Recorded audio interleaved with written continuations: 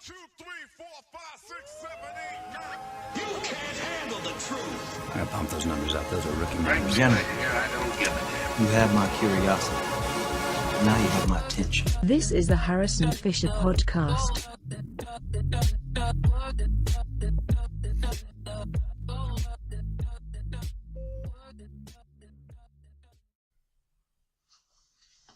All right, and we are live. Okay.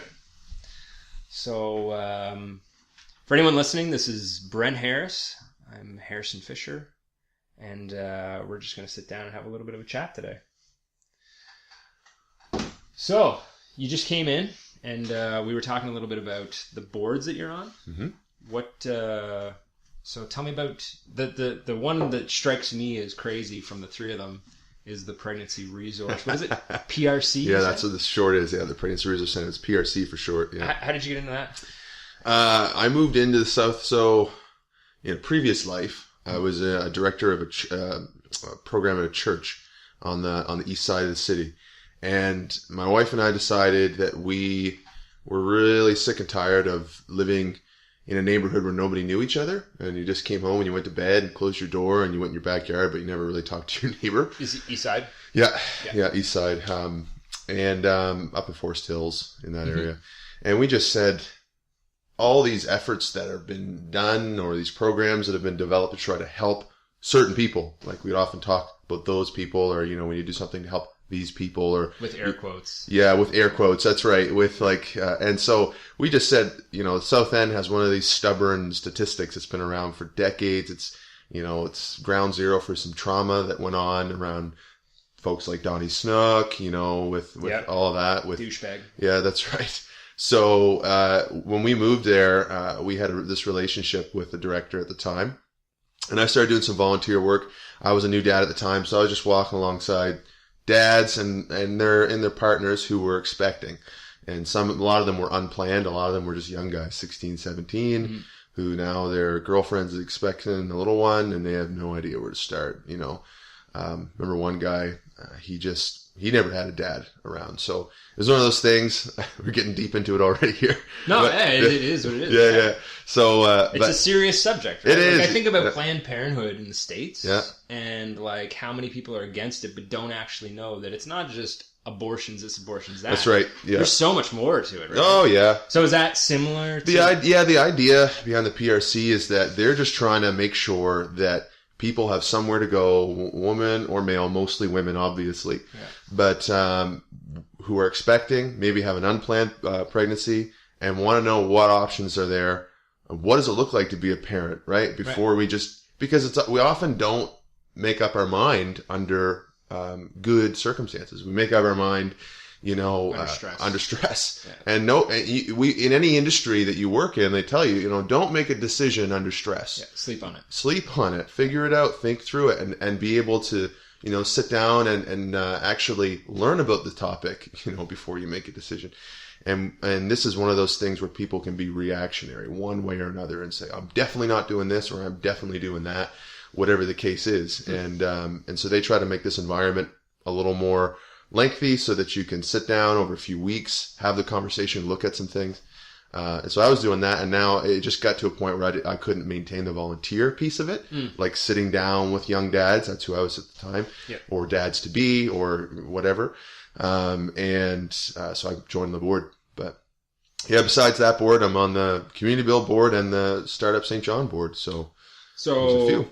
Being on a board, you're essentially just steering kind of what the 30,000 foot view decisions are as to what to do next, which direction to go into, and all that. Yeah. I spend a lot of time, obviously, with tool library stuff right in the middle of it, either from the startup phase or but the board level has been fun because it gives you a chance to think about culture, and it gives you a chance to think about what precedents you want to set, especially since, a group like the startup board, Startup SJ, or something like the Community Build is a brand new, pretty well, only a few years old. There's not it's not a big ship that you can't steer anymore. It's pretty agile, and there's lots of room to feel like you're contributing. So that's cool. So with the Community Build stuff, like I saw a handful of the stuff that you've been doing online where it seems to me like, and tell me if I'm wrong here, but you're kind of picking out people that, you know, maybe don't have the means, like they're a homeowner, but Yep. they maybe don't have the means as far as the labor component goes. And so it's a give back type of effort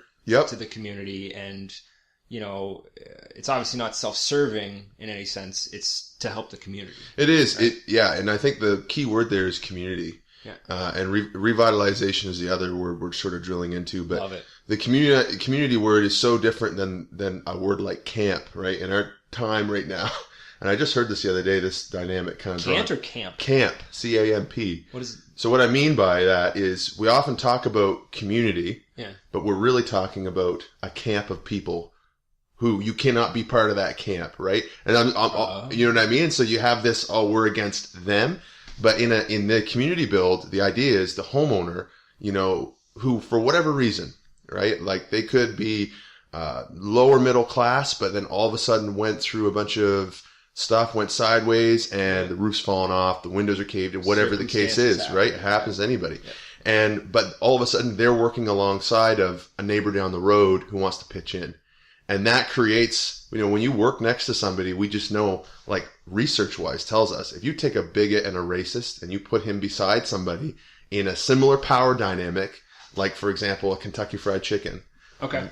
The research has been there for 20, 30 years that guy will be less racist by the time he leaves in 6 months. So what, you're talking about like two guys working shoulder to shoulder at the cash register. That's right. One of them's like super hardcore Southern. That's right. KKK, borderline KKK, working next to, you know, a Black Panther, whatever. I don't know how crazy they got into the research, but I know that it's been replicated a number of times. And we just saw the same thing. When you get the stigma that's there for somebody who lives in a rundown house is, you know, they're poor, they shouldn't be in this community, you know, it's, you know, it messes with the story that people have about themselves when they see rundown homes. And so the architecture kind of infects your imagination. Well, so this is the challenge that I have right now with kind of what's going on in St. John is, so for the last, I'd call it 2 years, I've been living in Ontario. Mm-hmm. And when I met you last summer, when I came into the tool library,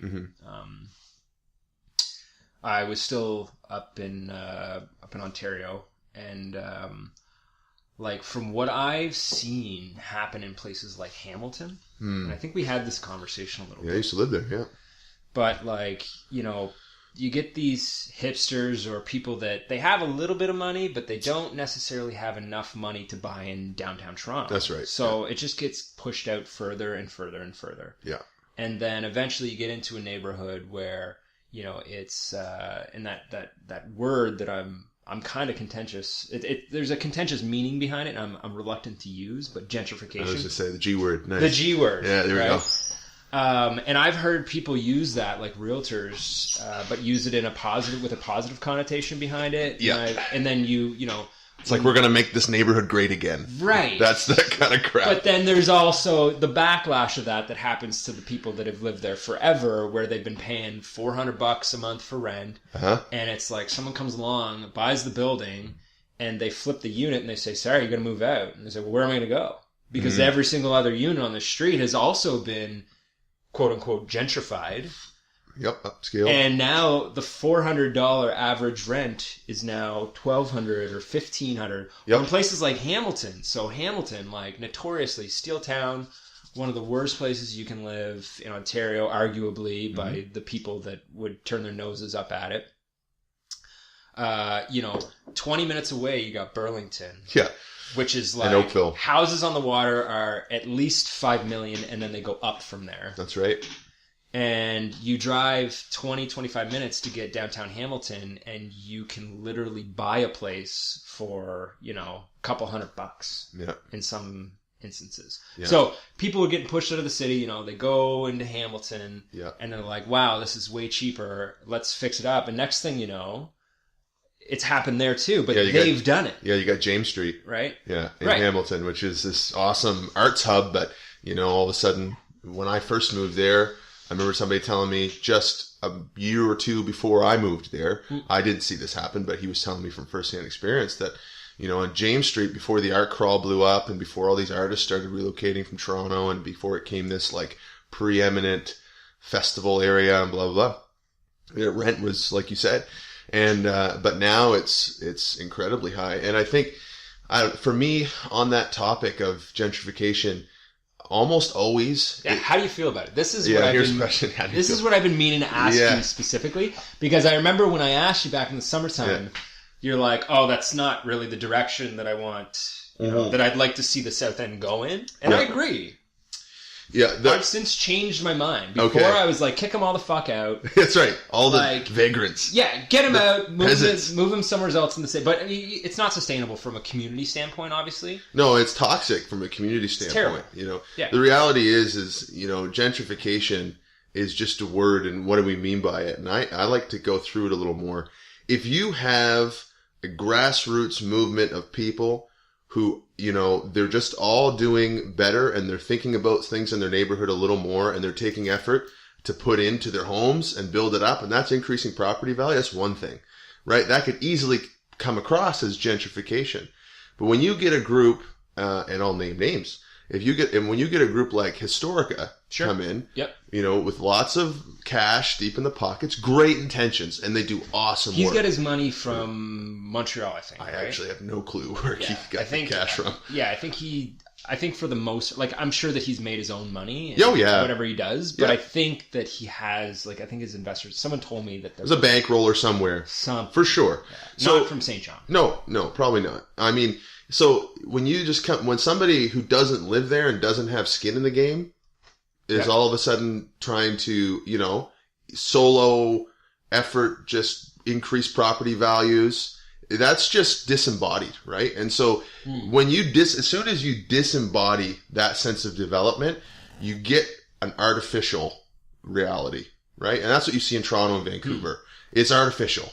It can't, even the government looks at it and I'm like, oh, what are we going to do? We have to do something to cool this housing market boom because it's artificial, and it will when it put bursts. A foreign buyer's tax on it, or something, right? Because they realize that as soon as they bug out, as soon as all this money from China and Vancouver cents bugs out, there's nothing left, and it will. You just have all this abandoned infrastructure. Well, you can look at it from an industrial perspective. Say in 20 years' time. What happens when we're no longer processing oil? What happens to all the refinery equipment? It's not sustainable. It's monotask, right? You can only do one thing. A pipeline only moves oil, and that's it. So getting back. I'm sorry. I know we're off topic. No, we're going off on a tangent. But getting back to, we'll call it gentrification in St. John. Yep. So mainly the South End. Yep. Something that I will say that kind of changed my mind as to, because I got a building in the South End. And it's a 3-unit. And you walk into the place and you're just like, holy shit, this place is beautiful. Mm-hmm. It's amazing. Like the interior. Yeah. Exterior is great. Mm-hmm. It's got moldings on the windows and all of that. But the people that walk by, I've had people out front of the door there just screaming at the top of their lungs at each other, just troubled, just fucked up, drunk, on drugs, whatever. Yeah. And it's you're living in the thick of it, and you like to think that, hey, if maybe we just raise the rent everywhere around here, that would just kind of take care of itself eventually, and they would push it, right? Yeah. But what made me change my mind is, so I was talking to my neighbor, and she's actually trying to sell her house right now. It's a single dwelling. Beautiful. But she's an older woman, wants something smaller, all one floor. And so stopped in, we're talking to her, and we had the same discussion. She said, these 3 buildings are derelict, and whoever it is that owns them, they don't vet the people coming in. Nope. It's month to month. Mm-hmm. And that will typically attract your prostitutes, your pimps, your drug dealers, etc. Yep. Right? Your lowest. Mm-hmm. And she said, but the next block down is mixed community housing, where they have low income, and then they have places that you can rent for $1,500 for a 2-bedroom in St. John, which that's quite expensive for St. John. That's quite high, right? But I guess when you walk into these places, they're pristine. They're amazing. Yeah. And they're sitting alongside of people that are, paying $400 a month or maybe $350 or whatever it is they pay. I don't know. I have no clue. But she said that that building specifically and those grounds, the people, all of which that live there, they take care of that property more so than any other quote unquote low income, you know, falling apart, dilapidated building. Oh yeah. Because it's a new venue. Like, it's a pristine building, and regardless of what their socioeconomic status is, they want to keep that place nice. Yeah, exactly. And I think that's the people. So that's where my mindset started to change. Like, if we made all these buildings nice, so long as there was a kind of a mix there, or some way that we could have a mix of low and upper rents. Well, and that's one approach. That's been an approach that many community development guys and gals have been advocating for decades now, is mixed housing, rather than what we see in Crescent Valley, right? You go up to Crescent Valley in the North End, it's like dedicated low income. Oh, are you talking about the boulevards? That's right. Oh yeah, that's a nightmare down there. You know, right. And that was the 50s approach to how we're going to deal with stick them all in a corner. That's right. And it just doesn't lead. But all of a sudden, when you put somebody who's semi-wealthy next to somebody who's semi-poor, right? And it's the same thing with the two guys sitting shoulder to shoulder at a KFC. It is. And you'll stop all of the stigma that you had against the person or that way of life starts to break down, and you actually, and if the means are there for communication and relationship to form, if it's not just, we drive in with our car and go back to work somewhere else, like we see in our, like even places like Quispamsis and Rossay have mixed housing units, right? Oh. Yeah, they do. But they're artificial communities where all you can do is sleep there. Right? You can't work there. You can't walk to a store. You can't run into a coffee shop somewhere. You got to drive anywhere you go in these neighborhoods out but in the South End, you don't have that. You can walk everywhere. You can go to the same community garden. You get the same garden plot. It's all walking distance. It's all walking distance. And so you have that opportunity to see a person outside of just the house, and then you humanize them. And then when you humanize them, you may actually see them for, you know, a meaningful relationship. There's a gained empathy there or whatever. It's not just empathy. It's just like, I should ask Bill because I know Bill is actually fairly good with cars. Right. Even though I have no clue and I make $10,000 more a month or something than he does. Yeah. I've seen Bill work on stuff. I should go talk to him. You talk to him, and then all of a sudden, Bill's value is not dictated based on how much money he earns. His value is dictated on a skill that he has, a gift that he has, that can be acquired, right, through a relationship. That's, most of the people don't realize that, you know, the gifts, like, we talk about wealth. Wealth is one thing, and we think about money with that, but the real wealth of a community is in the gifts that people have there. And most of the time, most of the people I know that I've swung a hammer beside are incredibly skilled craftspeople that are just poor decision makers when it comes to money or lifestyle or whatever. They've made some really wrong choices somewhere, but they've got this incredible talent that the community could flourish with, right? If they could rally and I'm not talking about manipulating somebody to use them, to use their gift, but to just like bring them in and say, no, you have this. Would you contribute to what we're doing? Well, so I would say right away that, you know, the people that understand the value of capitalism will take advantage of those people. Absolutely. Right? They'll try, right? But that leads to a taker. Like, I don't know if you ever heard of Adam Grant. No. Adam Grant, he's like this young, he's like, what is he? The youngest tenure prof for this big famous school of economics. You know, he wrote a book called Give and Take. Okay. And in it, he makes this staggering point about givers and takers. And takers will poison an entire bus. Like, if you get a bus full of mostly givers, people who will really go that extra mile for you, but you put one taker in them, they all become matchers and takers. He dissects the world into three groups: matchers, takers, and givers. And his point is, when you put a bunch of givers together, the synergy that you gain is massive. You know, he looks at all these groups, these organizations or companies that just blow up, and he tracks them down to these givers who are mostly behind the scenes and don't get high fives, but were like hugely important. Like, you think of Apple, who's the guy behind, you know, Steve Jobs, who just gets shafted, right? I mean, but he's this genius developer, who really plants a lot of seeds. So you're painting Steve Jobs in a negative light in that example. Well, no, I think Steve went through a change of heart, but in that sense, like, we all celebrate Steve, but God, nobody liked to work for the guy. No, I guess he was a huge douche. Right? And slave driver, Yeah. kind of like, but visionary, and I guess that was the, that's why I guess you need leaders sometimes, right? Yeah, but when you think about collusion in a community context and housing, when the housing is kept on the outside well, so that the appearance, the veneer of it is good, then all of a sudden the story of the people who live there can say, hey, I should stay here. Yep. Whereas I live on Mecklenburg Street. I live beside the Blue Bins. Where, I don't know where the Blue Bins are. So they're like which end of Mecklenburg? Because I know Mecklenburg Pitt, Wentworth, runs... Mecklenburg, it's like between Pitt and Wentworth. Pitt and Wentworth. Okay, I think I know where that is. Yeah. So I can see the water, I go up my street, I can look at the refinery. Yeah. But it's one street up from the Lower Cove Loop. Anyway, and I go down to the end of my corner, and there's this 3-story, building, probably 6 units in it, boarded up. I go up to the top of Duke Street, boarded up house. I go to the end around, I go down the Lower Cove Loop, there's this massive blue, strangely, connected building. It's probably got 9 units in it. If you stretch it out, I don't know. There's 4 points of entry. I've walked around, I don't know how many times. It's just boarded up. And I don't know why. I don't know fully why that happened. But one of the biggest contributors is somebody from somewhere else bought it, tried to rent it out, but didn't practice any due diligence, right? Yeah, 100%. They didn't live there. Yeah. They didn't care that it got run down. They just cared, when's the next guy coming to rent it? Yeah. So I think that that's a huge part of the problem. And I don't know, we're talking about it in a very nuanced way. Mm-hmm.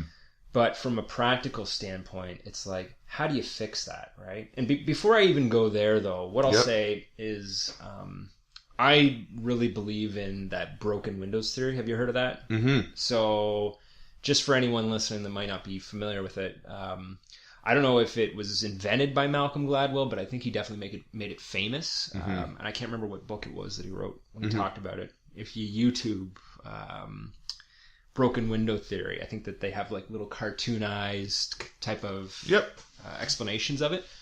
But it's essentially you're walking down the street and you see a window in a building and it's smashed out. And that window just never gets fixed. So that's a signal to the rest of the community that whoever it is that owns that place, they don't give a shit about that building. That's right. And then next thing you know, another window goes out, and the same thing doesn't happen. There's never any fixing of that window. And then eventually down the road, it just gets, the whole neighborhood goes downhill. Yeah, you can't sustain any development in a place where there's doors beat in and windows kicked out. So he talks about this in this book, and he's he's talking about how did they fix the crime problem, the crime waves of the late 80s and early 90s in New York City. Yep. And they said, he argued that they did it through a broken windows, methodology. They cleaned up the subway. Any spray paint on that subway, they cleaned it. Next day. They were talking about graffiti artists would go down and they'd do a huge, really intricate, cool mural right on the side of a subway car. And then, the conductor comes along and he goes, oh, there's paint on it. It's not going on the rails today. And they'd clean it same day. So no matter what the artist did, it would be clean the next day. So they literally cleaned the subways. And then anyone jumping the turnstiles, they would, they'd find them or they would search them. And what they found was, there's this vein system that's running through the system that is corrupt with crime. And as soon as they cleaned that up and people realized, hey, this isn't a place for crime. That's right. They stopped committing crimes in the subways. And then it was safe to ride on the subways. And then you felt safe traveling within your city. So, if you could use that as an analogy for the South End, the way that I see that is your Philip Huggards of the world. And I think, I don't know is he alive? I don't actually know. Anyway, he had a bunch of derelict buildings. Absolutely. They got pulled from him. But the problem is whoever it is that bought that company from Fredericton, they didn't fucking do anything with them. right? And so, but here's the thing. Going back to the broken windows theory. Yep. It doesn't even matter if the inside of the building is a piece of shit. Nope. Fix the outside of the building and the entire community changes. Yeah, because all of a sudden, when somebody moves into the neighborhood and they have to walk to work and they want to walk to these places, they're not walking by these cues, which are signaling them, right, you should get out. Yep. Right? And if you don't have this is not a nice neighborhood to live in. Yeah. I live in a nice building, yeah, but I got to look at shit. Yep. Yeah. Either way, right? And then you also don't have it for the lower, for people who are coming from broken homes, where there's abuse, where there's violence, where everything is being stifled at young ages, which we know we have in the South End because we have one 100%. Of the highest child poverty rates in the country, 100%. If not the highest on a month-to-month thing. Yep. So within that context, if you put a kid in that neighborhood and he goes home and he experiences that violence in his upbringing, but he goes outside and there's the next door, the old fella Bob or, Jane, who's doing a little gardening out front trying to make her property look good. That kid may become a vagrant at some point in time, pull the flowers out. That's the classic, cliche thing that some vagrant kid does, pull the flower. But if she's got this mentality of whatever, I'm going to redo it, and she'll, just keep patching it. She does it. Yeah. There's a signal there that, beauty is worth protecting, and this place is beautiful. And people are beautiful for living it. You can see how that connection starts to happen. But if you don't take care of the architecture, it doesn't matter how many outflows we have. 100%. Right. Catapult, coffee and studio, awesome. I just drove past that place yesterday. I didn't know it was there. Yeah. I was like, holy shit. Yeah. I got to go in. Yeah. But I was driving down Princess and I was like, wow. Yeah. That's nice. This is a new corridor that opened up. The Shamrock Barbershop opened up across the street. Oh my God, look at this new place. So what is typical of neighborhoods that they turn a new leaf are those types of things happening. And if I think about the north end of Halifax, I don't know if you're not familiar with that area. Nope. So the South End has always been like the sought-after place to live in Halifax, right? Mm-hmm. And then the North End, I think it's Uniacke Square, and there's a couple other places you don't want to walk through there at night. Right. Really kind of shitty, shady places, right? Mm. And next thing you know, same story with Toronto hipsters moving out to Hamilton was you get these younger people, and they would buy an old boarded-up wooden place for $20,000. Yep. And they'd take 30, throw it into it, make it livable, paint it. That's the main thing. That's the signaling theory to everyone else that, hey, there's actually a nice house on this block. Yeah. And then from there, they started opening breweries. Yep. If you ever go to do the axe throwing in Halifax, I know, that's in the North End. That's in the North End, the Good Robot Brewery. Oh, yeah. Have you ever heard of that place? I have. I've never been there yet, though. Awesome spot. And you walk in and you'll stop when you're standing there at the bar and you're like, oh my God, this place is beautiful. Uh-huh. That place, 10 years ago, that neighborhood was a shithole. So I feel I think about the South End and I kind of bounce ideas around and it's I think that if someone were to go and open an axe throwing bar in the South End, put it in the fucking dead center of the South End. Yeah, there's a place there behind the Vineyard Church, man. George Freeze owned it. I tried to go after that. There's a place on Carmarthen, and I think they want $180,000, and it's a parking lot with a building. Yeah, that's the one behind the Vineyard Church. Is that the one? Yeah, that's the one. I tried to get that for the tool library. He didn't want to lease it. He wants to sell it. Yeah. Anyway, they want $180,000 for this place. And I was like, man, that would be a cool spot to open an axe throwing bar. Yeah. And I think that, that's the thing. It's a novelty. Mm-hmm. People will go to it. Mm-hmm. People will... They'll go out of their way. They'll go out of their way. Just like they went out of their way to go to Oasis in friggin' Parkway Mall, where everybody was abandoning for this longest time. Parkway Mall was this joke, oh man, everybody's out. That thing's gonna be nothing left of it. Now Oasis popped up, and now the parking lot's full. I haven't been out there. The trampoline park, man. It's a trampoline park. I take my kids there. I have so much fun. Okay. But you're right, it resurrected the place. Yeah. Right? Breakout's now there. Right? Oh. So Breakout St. John moved in there. So now Parkway's the one with Domino's. Yeah. Yes. Yeah, I would say that was it was dying. It was doomsday around that place. Yeah, yeah. I mean, McAllister popped across the street, right? We lost 10,000 people back in the 90s, and that ruined a bunch of stuff there. But But yeah, you're right. There is this sense where it's like if somebody would take a risk, someone needs on the community to really. My hope would be that they're from there, because if they're from there, they'll fix the window when the kid breaks it for the 10th time. Yeah. But when you get a developer come in and they try something and they get discouraged after a couple attempts to try to work with something, they're out. They abandon. It's just a sunk cost rate at that point in time in their portfolio for capitalism. That's the way of thinking. It's a sunk cost. It's done. I'm done. I'll have to bury this and just try to redeem my equity somewhere else. But when you live there, you don't have that option. Man, this is it. And that's why I'm a fan. Like when people ask me, well, are you a socialist? Are you communist? What the hell are you? And I've been asked that a number of times ever since I started the Tool Library, because it's like sharing economy, but we didn't start as a non-profit and we weren't asking people for money, and I borrowed all the money to bootstrap it, and it was like membership based. Anyway, there's all these confusing cues to people, like, what in the how do you make money? And I mean, it turns out we've done quite well, and like we're doing renovations now. We got a side company that fuels that. So, but it's like when you distribute things out widely, instead of centralizing, like instead of trying to find the next Historica development company. Right, for some new piece, because look at how good they are doing, which they're doing great. I think Keith's great. I've met him a handful of times. Absolutely. I love what they're doing to the city. I think that 100%, right? But we're not going to find 100 Keiths to fix the city. True. But you might find 1,000 people to do some small things to make it a lot better. Yeah. And that's sort of the hope behind this barn raising culture that we're trying to re-inspire. So hold on, just for anyone listening that might not be aware of exactly what it is that you do, like your day to day. Did you want to walk through what the St. John Tool Library is? Oh, sure. Yeah. So the Tool Library I'm sure you got a fine-tuned pitch now. There we go. Here's the 1.5 minute pitch. Everybody's listening.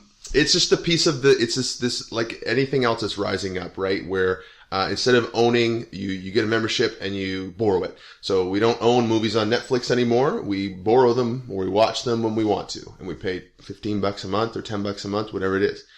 No different. It's tools, right? I mean, I started as this environmentalist hippie looking at this problem and saying, like, I ran a side company doing renovations when I lived in Ontario.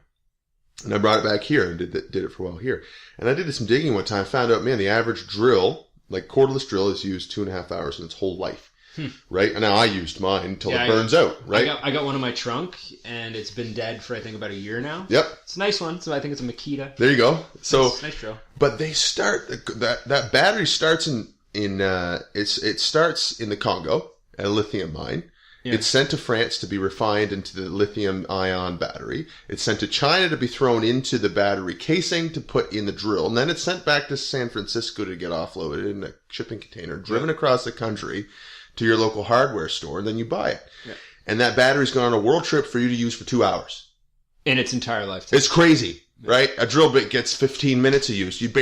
Nobody barely burns out their drill bits. Right? So the idea that for me, I was like, there's got to be a better way. I discovered this thing called tool libraries.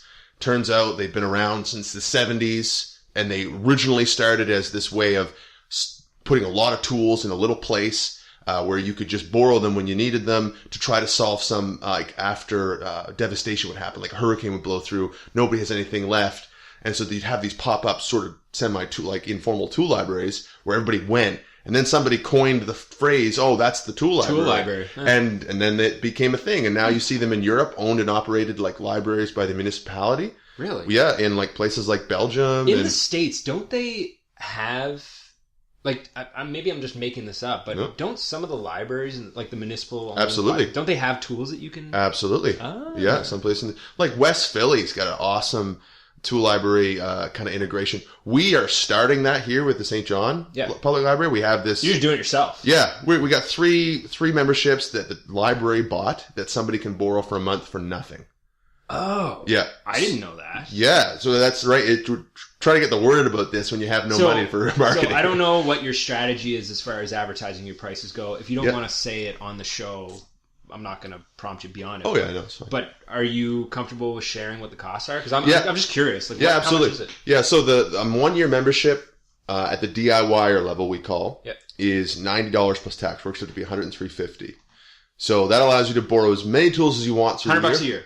$100 a year for 3 days at a time. So you come in Friday, you get 15 tools, you bring it back Monday. You do that every weekend you want. Oh, so there's like late fees if you don't. Okay. It's classic Blockbuster. Yeah. Right? Or a library. Or a library. That's how a library That's works. exactly right. So, we try to have enough duplicate tools so that we're really never down. Like we have I didn't one. know that it was that cheap. Yeah. Yeah. If you think about it, a monthly cost, it's like less than a coffee a day. What the fuck? Yeah. My buddy Matt Black, he, I think, has a membership. He may. He owns a condo. So it's like, where the fuck are you going to put your tools, right? Oh, well, that's the other thing, right?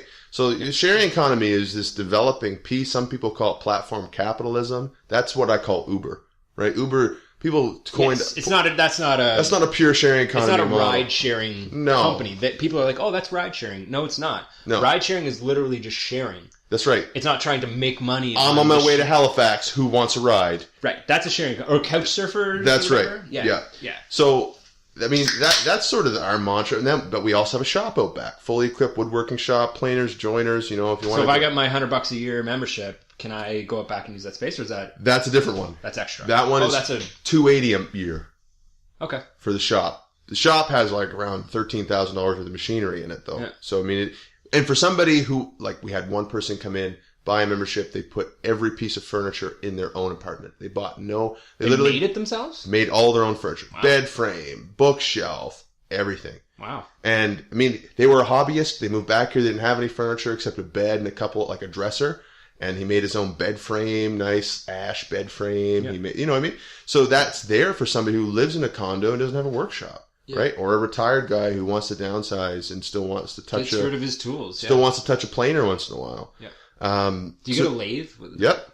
They spin? Wood turning lathe. Yeah, we had a guy working on a bowl today, actually. I was in there. Oh, cool. So it's one of those things where, the model's confusing because it's like you're not charging enough to make $1 million off it. You can't scale this thing to be the next, Didn't you tell me it's a not-for-profit, though? It just became a not-for-profit.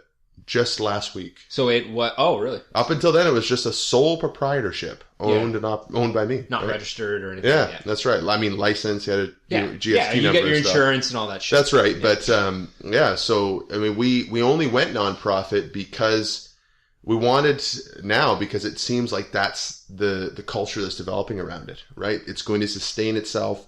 We're not going to need to pivot the model any to make it work.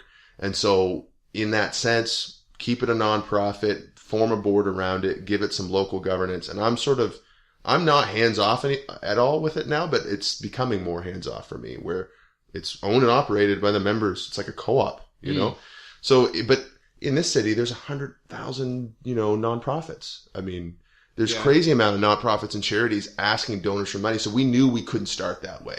Right. We knew if we tried to start the next we're just going to die because there's just not enough philanthropy money running around to do that. It has to be sustainable. It has to be something that people actually pay for and value. And if it is, it might work. And it did. So, now we're spinning off these other things like the build team and doing renos. So here's the thing though. Yeah. I hadn't put too much thought into whether or not I would ever subscribe to something like that. Yeah. I have a handful of tools. Right. I don't have a full tool shed. Mm-hmm. And I'm by no means like a hardcore woodworker. But I think that probably what a lot of people don't know is that it's $100 a year. Right. That's a fucking joke. Yeah. I just paid $140 a year. I bought a full year subscription for XM satellite radio. Yeah. Yeah. There you go. Yeah. Netflix just raised the price to I heard about that. Like $13.99, I think it is. Starting out, for 2 screens. Yeah. So like we're becoming more and more a subscription based society. Like everything that we have, I have Amazon Prime. Yep. I have that too. Yep. I think there's a couple other things. What is the other one? The meals that come in the box? Yes. Yeah. Have you done that? I have not. It's awesome. But I've seen that. I actually I thought that I was a good cook. But then I made some crazy good meals. What is it? Epicure? Who does that? No, it's what is the name of the? Fuck, I don't know. Anyway. Yeah. Anyway, once a week meals show up at your door. Yeah. And it just pulls money off your credit card, right? Yep. And so where I'm getting here, I guess, is we're a subscription based economy is what we're more and more becoming. Yeah, which is way more agile. And right? I don't think that people realize, especially when they transition from their mid-20s to 30 to mid 30s that exactly how many tools you're going to need. Oh my gosh. And I'm not trying to sell your service. No. I'm cluing into this right now. Yeah, we did the math. One, like, okay, you take the room we're sitting in right now, which is the classic, like, bedroom office with one window. Yeah. To do a complete gut and reno on this, let's say you bought a building and it was laths and plaster and there's no insulation in the wall. Garbage. Right? And you just, oh crap, we gotta, that room's, we're gonna do one room at a time. That's all we can afford. We're gonna do it ourselves. To do one room at a time, like that, just this room, you need, we did the math, about $680 worth of tools. And you can rent a couple of them from like classic tool rental places where you can A to Z rentals. A to Z rentals. Where Do you you have go. a floor sander? We don't. Get one. Well, that's right. We're working on that. They're like $1,200. They're super expensive. No, a buddy of mine, I was just over at his house yesterday, and he bought a 2-unit on the west side, Lower West. Yeah. And it's actually in a nice, quiet end of, like kind of an end of a court. Yeah. He's doing one for his mom. Yeah, and man. he's doing one for himself. Mm-hmm. And he's just moving back from Fort McMurray. Yeah. And I walked in, and he's got a floor sander on the ground. I was like, "Where'd you get it?" He's like, "A to Z Rentals." A to Z Rentals. Like, piece of shit. I hate it. Yeah, it does. They suck. But the thing is, a floor sandal is like $1,400. Most of the tools that we got were all donated by the community. Were they? Right. Most of them. So if there's anyone listening that has a floor sander, Just please donate it. donate the shit out of that thing if you're not using it. I'm sure you haven't used it more than once. Yeah, Like, and Brent will give you a free 1-year subscription so you can still use it. That's right. We do that actually. It's funny you mentioned that we do that. But Yeah. we do like we try to look for those tools that are capacity driven. But we like you take a table saw. You need a table saw to rip down some casing to put around your door to do whatever. That's $50 a day from A to Z Rentals. Yeah.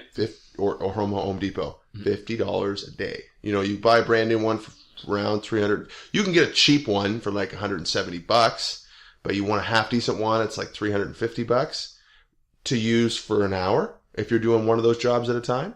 So it's like, I mean, we got 2 of them, right? So, you know, there's the table that's taken care of, right? Cordless drills, circular saws, drywall lifts, pressure washers. You think of a pressure washer. How often do you use a pressure washer? I have a question. Yeah. Would you say no to a commercial contractor that wants a subscription for $100 a year to use all your tools? Yes. Yeah. Fuck that guy. Yeah. I'm just thinking, like, how would you game this system? That is exactly how you would game that system. The problem is for that guy is he's got to bring them back every 3 days or he gets dinged with late fees. It actually doesn't work well for a contractor. Okay. If you're somebody who's trying to bootstrap a side gig, a hustle on the side, and you just want a cash job on the side, perfect. Perfect for the 3 or 4 times when you don't have the tool to have the tool library to borrow from. You know, I talked to, before I started, I went to Toronto. Toronto has 3 tool libraries and a sharing depot. So you visited these places? Yep. And in a sharing depot, you can borrow like a friggin' baby stroller for a month.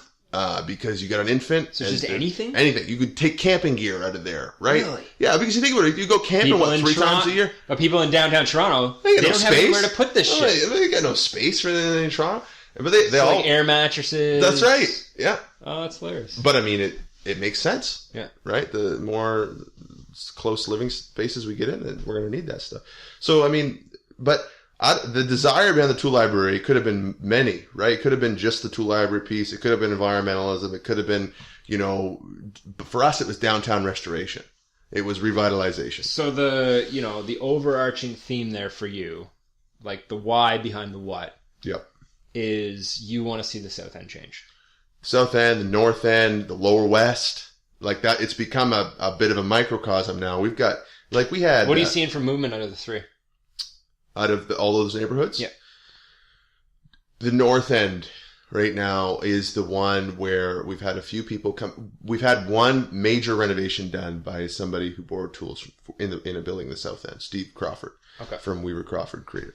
They did a great job on theirs, but there's been 4 or 5 people who have done fairly substantial, not as big as what Steve and them did, but fairly substantial renos in the North End. So it just become a little microcosm of people who are DIYers trying to figure out how to fix the shit up. You know what blows me away is, so I've been shopping around for a place to live since I've been back in St. John. And so we went and looked at a place on Queen Square South Yep. 5 unit, they want $599 for it. And like, $599 a month? No, 599,000. I was gonna say that something's not right. Yeah, okay, that makes sense. Yeah, yeah. To buy. Yeah. You're right? looking to buy, yeah. And like, you know, I could have pulled a few strings and managed to afford that place. Yeah. Given the numbers and everything, but imagine this: so $599, $500,000, and you wake up in the morning and you look out your window and you have beautiful Queen Square Park. Yeah. Out your front window. Yeah, the market there in the You're summer. not looking at someone else's building. You're Nope. not looking at some, refinery or some shit like that. You're looking at one of the most beautiful parks in the city. Yep. So take that exact same building and put it on a similar park in Toronto or Vancouver. Yeah. How much do you think that building's worth? Oh, I'm gonna guess like $1.5 million. 18 million. No way. Yes. That's insane. Yes. So brick. Yeah. 5 unit. I suppose Downtown 5 units. Toronto, facing a park. Yep. Big money. Imagine Central Park. Oh, that would be It's yeah. it's You'd outlandish. be It's 100 million. Yeah, I know. Probably, It's just right? insane. But so here's the thing. So we ended up going against it because of the economic. Like, you can't charge enough to cover the. You get your costs back quick enough. Given the more the math doesn't work out. Yeah. But the value is there, Mm-hmm. and so even within the St. John Cosm, I think about where are those similar type of parks in St. John? Mm-hmm. There's a beautiful park right in the middle of North End off of Victoria Street. Mm-hmm. Was it Shamrock Park? No, not Shamrock Park. No, there's a square park similar to Queen's Oh, I know Square. what one you're talking about. I don't know the name of it. Yeah, I don't either. Maybe it's I've called been Victoria there. Park. I have been there. Yep. But that's a notoriously bad part of town. Oh yeah. But if you were to remove the human element there, try to find a place, and you could probably get a place there for $50,000. Oh, well, somebody came from Vancouver not long ago and bought a house near there for like $18,000. 18 grand. Nothing to it. Like, it was devastated, but he's renovating it one room at a time. From Vancouver? He lives here now. He's an artist. Did he own out there? I don't know. I know. So a friend of mine, she just moved from Vancouver Island. Mm. And do you want the bottle opener? No, I'm good. No. Are you driving? What's that? Are you driving? Am I driving? Yeah. Yep. Family day, we went down to Picaroons with the fam. Oh, yes? There's like 7 of us, and we went down there and had a few. So I've already had a few beer. My fiance Nice. dropped me off. Nice. Nice. Anyway, so what was I saying? So yeah, so she had a place on Vancouver Island, Mm-hmm. and who knows how long ago that she bought it, Mm-hmm. right? But she bought that place, I'm guessing $250,000. You're talking like 30, 35 years ago. Yep. Sold it for 1.1 mil. Yep.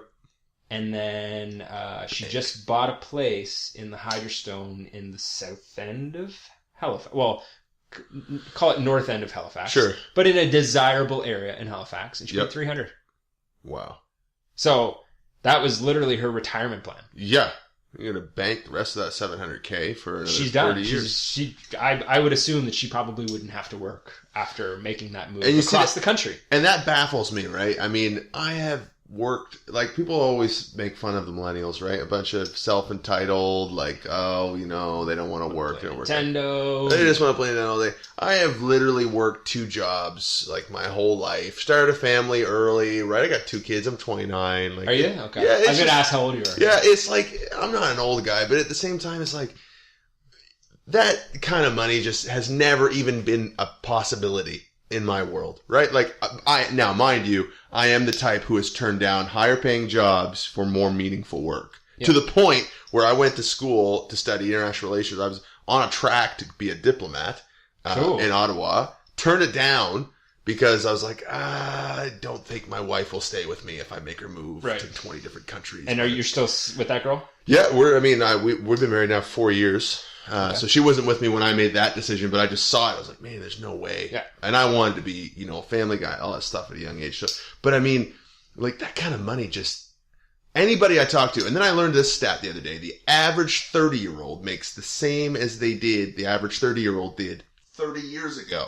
Yeah, but so go back to money buys you way dick less. all, right? Yeah. My dad, my dad would tell me this. He worked one summer he made enough in his wages working, I think he was just paving roads.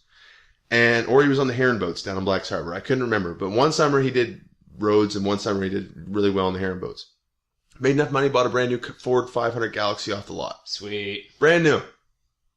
There Cars were less. Like, I couldn't save enough money, live dirt poor, save enough money to buy a brand new car in 10 years with cash. Like, there's never been that. And I've worked like supposedly middle class earning income jobs. Yeah.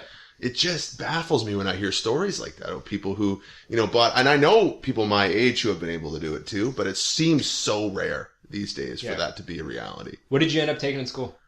I'm doing my master's right now in like cultural engagement and things like that. Okay. But I did international relations at Mount Allison in Sackville, and I had like my portfolio done to go to Norman Patterson School of International Affairs in Ottawa. I made it past the first stage, and my profs were then talking to other profs there. I studied German and was, you know, this was the track, right, that I was on. But it just, when I dug deeper into what it was going to mean to be a diplomat, I was like, it's a lot of work. And no one barely makes it to the diplomat level. Yeah, most it's of the risky time work. you're just you know, a grunt who's running coffee up the stairs for you know, the ambassador.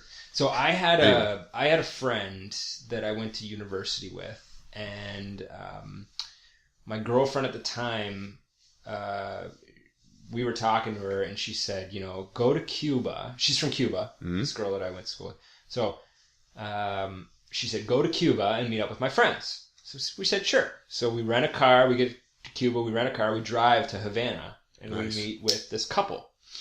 And so she and my friend that I went to university with, they were great friends in Havana. They grew up together. But him, the guy, his dad was the diplomat to the United States. Holy crap. So if you can imagine, you know, intense. Yeah. like I guess he was like just post Bay of Pigs. Oh God. Super intense. Like whenever those relationships got solidified again and they allowed diplomats to come back to the States, he was the first one to go back. He was the guy. Yeah, and I can't remember the name or anything, but anyway, they took us around and stuff. It was nice. It was cool to see Havana from their perspective. Yeah. Yeah. But I don't want to get too far away from kind of what we've been talking about. Yeah, yeah. So I think that before what we were talking about is like, you know, the overarching challenges that are there inherently with, you know, broken window theory. Gentrification. All that stuff. Yep. So like, those are very nuanced, kind of theoretical understandings of what the fuck is going on wrong in the South End. Yep. Or North End, or wherever. Yeah, it's the same around. But what in your opinion is a practical approach to changing the tides on that? And I'll give you an example of what I think. Yeah, sure. And you tell me if you echo that or if you think that there's a better approach. Yeah, sure. But so I'm an owner of, you know, whatever XYZ or 123 or 456 Duke Street. Yep. And we know that there's a handful of buildings that are on Duke Street that are just absolute turds. Oh, yeah. Falling apart. When people walk past them, they say, you know, I have no pride in my neighborhood because people that own these places obviously don't give a shit. Yeah. Decks falling off the place, doors kicked in. Don't paint your place. Get a fine every spring. Oh, well. Or, and here's the thing. This is the excuse that building owners use, which I've heard a million times from other building owners is, oh no, you don't want to fix it up. Because as soon as you paint the front, they'll raise the property assessment, and then the property taxes go up. Mm-hmm. Right? So backward thinking. And you can tell they don't live there when they say that. I kind of agree with them in a sense. Yeah. Like, I got to kind of play devil's advocate there. Sure.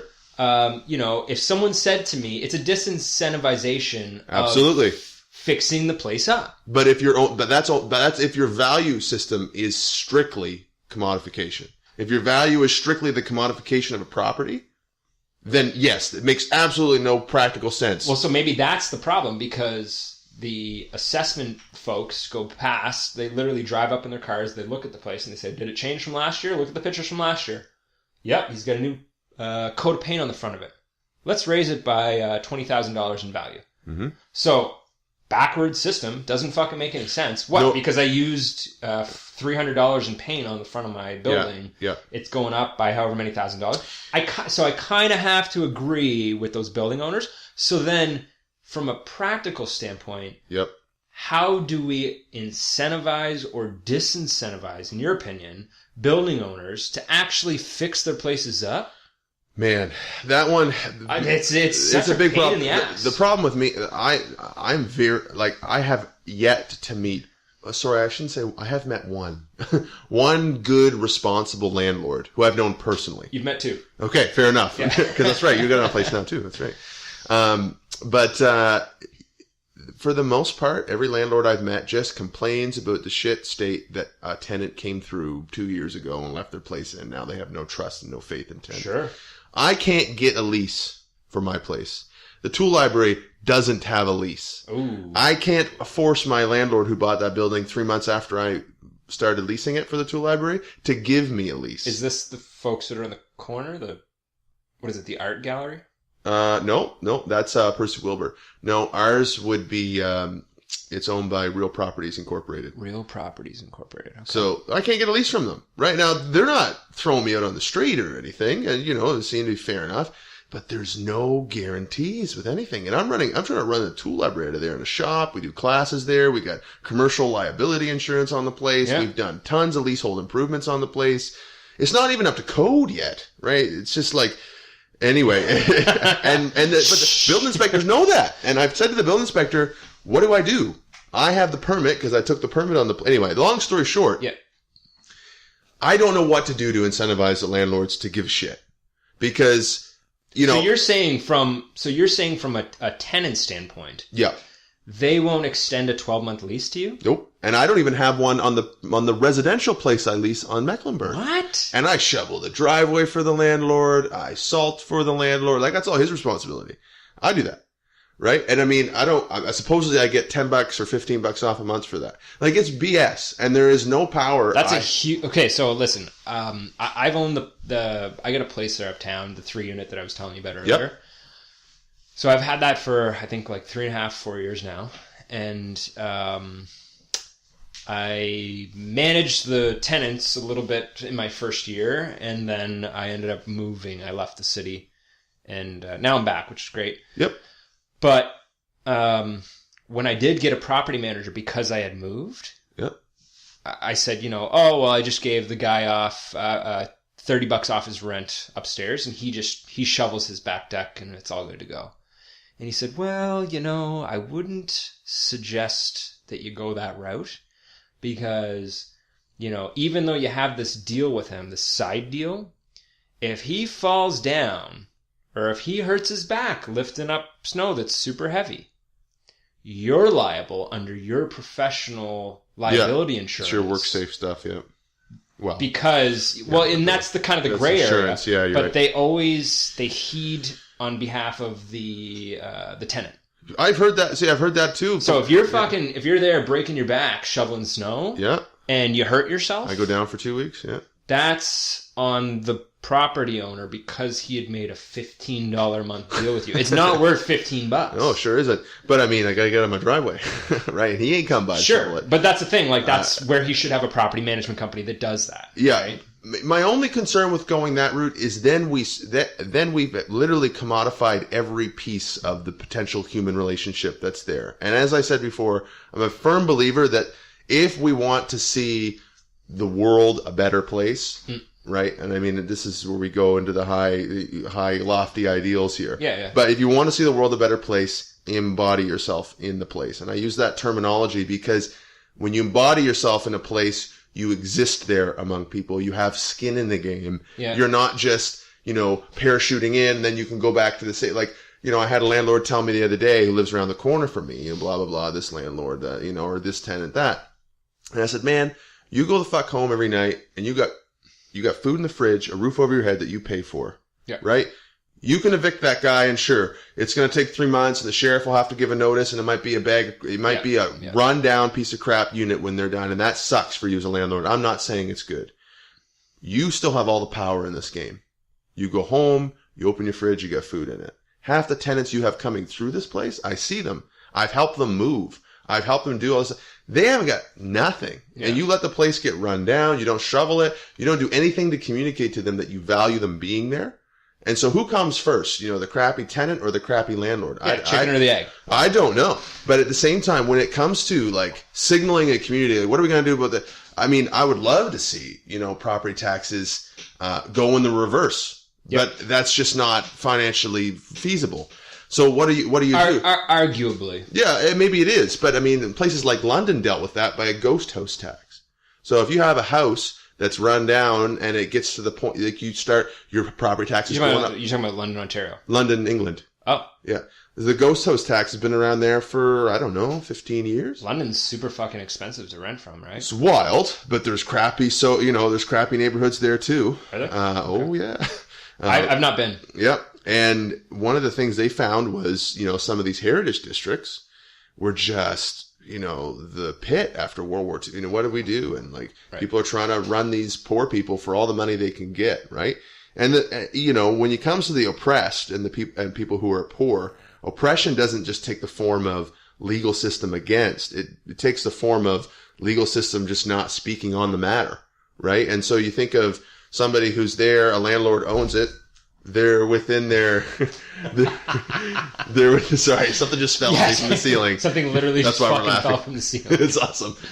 But yeah, like the legal system had nothing to say about the landlord that's there, letting it get run down, drawing every bit of capital he can out of it, signing lease agreements with somebody when it wasn't nearly the code, so blah, blah, blah, blah, like that. The legal system didn't speak. And so people were living in that. It was getting worse, and then we get to the place where they have to tear it down. You couldn't even redeem it. It was so bad. So what you're talking about is kind of what I said before, like a disincentivization to letting your place get to that point. That's right.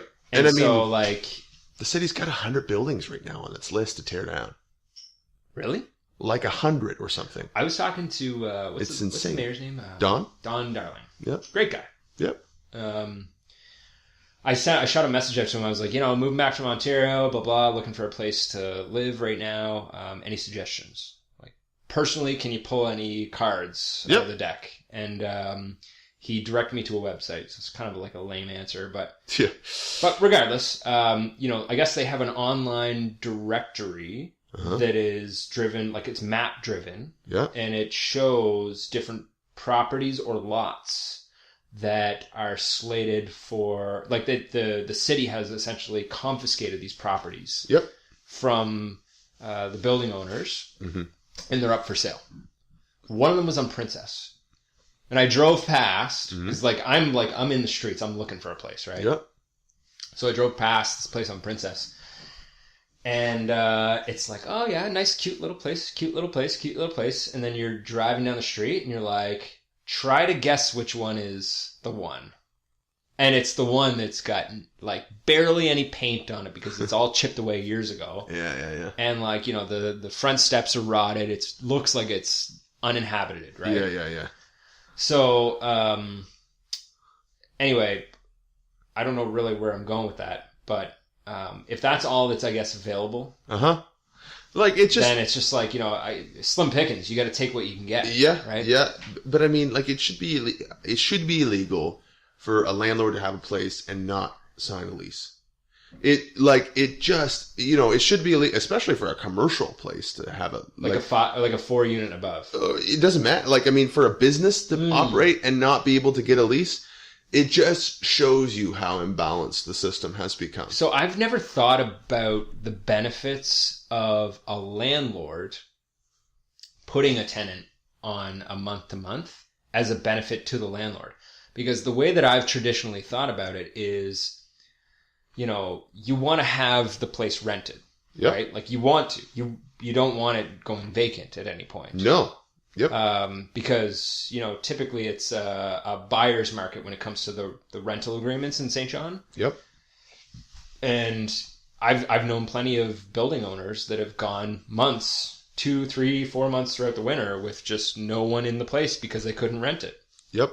Because no one wants to move in the winter. It's a pain in the ass. Oh, yeah. So, like, when I think of your landlord, I'm like, why wouldn't he want to lock you in on a 12-month lease? Exactly. So what's the deal there? Is it just that nobody wants to be bound by anything, right? They want But to have... as a provider of a place to rent, I want to lock in a customer for 12 months by legal contract. Like, I would want that. You would think. But the difference is that they can come in at any point in time and say, Get the fuck out. I found somebody who will pay $600 more than you. And because we're not on a lease, I am not obligated. All they have to do legally to make the minimum requirements is say, I need my unit back because my mom's sick and I need somewhere to put her. Or whoever's sick. And Some lame excuse. If you have a family member who is in need of housing, you are legally allowed to kick somebody out of your building, and all they have to do to meet that minimum requirement is stay there for a week. Interesting. So you put your cousin in there for a week, you kick them out, or then they're back doing wherever they went from, and then you up the rent $600. I don't know how often that happens, but that's literally the minimum. Wow. And that's not happening to me. Obviously, no one's kicked me out. I mean, the landlord I think that I have right now as my residential place, he's probably just, I don't know if he's lazy or if he's just not forward thinking enough or if he's just too secure and thinks we're fine and there's never going to be any issues. Maybe he's too trusting. I don't know what the issue there is. But from a commercial liability standpoint, if you're a company and you're renting commercial property, you surely to God want them on a lease. But I can't even get that company. Who's put the lion's share of the leasehold improvements into your place? Me. Yeah, so that's probably why he doesn't give a shit. Yeah.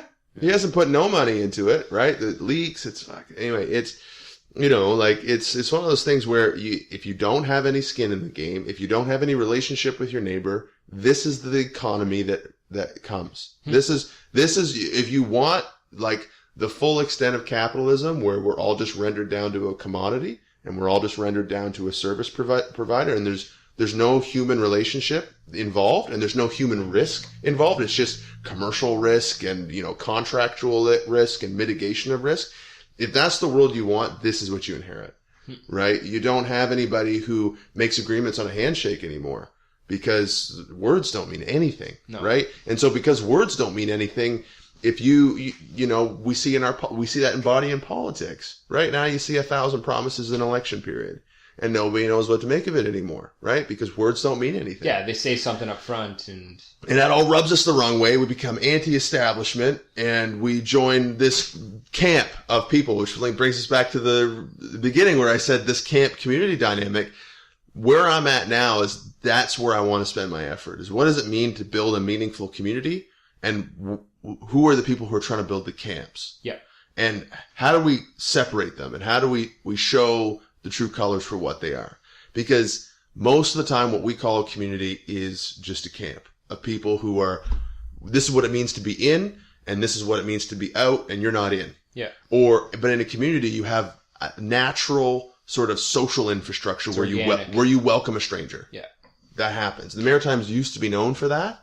And in some places it still is, but it's quickly becoming not the case. So you go to Toronto, you are never going to, like here you can knock and walk. You can just knock on the door and walk in. Hey, what's going on? I did that in Toronto one time and I almost got arrested.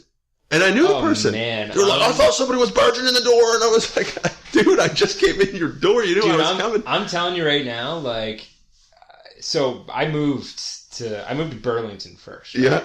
Beautiful. Oh man. Beautiful little city, right?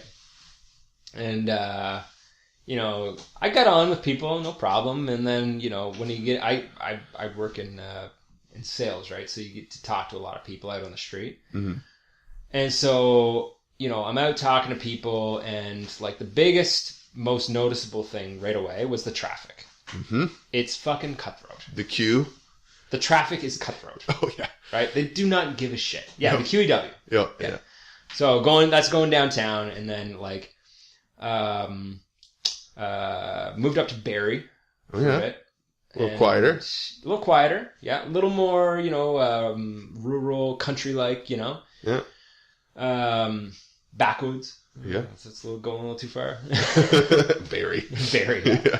Anyway, but my area that I would service, I went up to Sudbury, up to Timmins, over to North Bay, and then Sault Ste. Marie. Mm. So kind of that very large area. That's a big beat, man. Huge. You were traveling far. Yeah.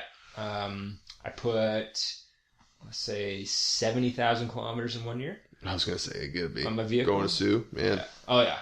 Sault Ste. Marie is a nice little town. Yep. Friendly people. My cousin used to play hockey there. But so I'd make it out to these communities, and I got a little bit of a contrast between what it was like downtown Toronto and Sault Ste. Marie. Oh, rural. Or Timmins. Yeah. Timmins is one of the friendliest places that I've ever been in Ontario. Yeah. Straight up.